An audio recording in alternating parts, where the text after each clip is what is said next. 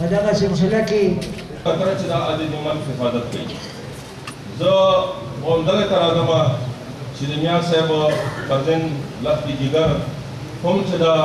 د دغه تشدد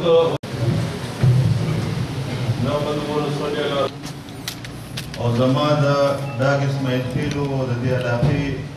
عزتمندو مشرانو او خبرونو نن مونږه د دې لپاره حاضر شوي یو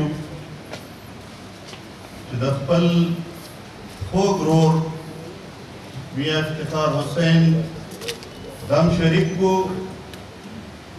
هغه ته او د هغه کورنۍ ته چې کوم درد رسېدلی دی د یو بېګناه بچي په شهادت باندې د هغه په دې غم کې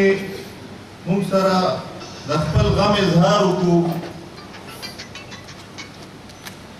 او د هغه سره او د هغه د کورنۍ سره د تعزیت اظهار وکړو په کورنۍ باندې حمله کول او په داسې شکل کې یو سړی هم اجازت ورکوي نو دا په دې کې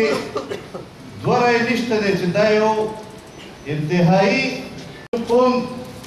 د سیاسي وابستګۍ نه بالاتر ټولو خلکو د دې مذمت کړی دی ورځ باندې په نیویارک کې چې په ورلډ ټریډ سنټر باندې کومه حمله شوې وه دا چې د امریکې سره د اتحاد اعلان شوی دی او د فرنٹ لاین سټیټ اعلان شوی دی د دې اعلان هم 10 کاله پوره کېدونکي دي او د دې سره سره چې د دهشتګردۍ خلاف د جنگ په نوم باندې د کوم جنگ آغاز شوی و د دې جنگ هم 10 کاله پوره کېدونکي دي زه دلته کې په دې موقع باندې څه اختلافي خبره کول نه غواړم خو چونکې دا زمونږه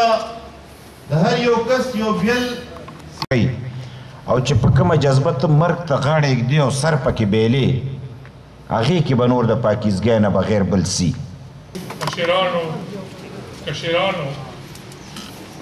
د باغ نه راتلونکي میټینګ چې راوغوښتو او په هغې کې موږ ته دا فیصله سناو کړه پړ بستایل شي په تاریخ تر دا ابدا پورې وخت کړه چې څه خامیا وي عمل لري کې هغه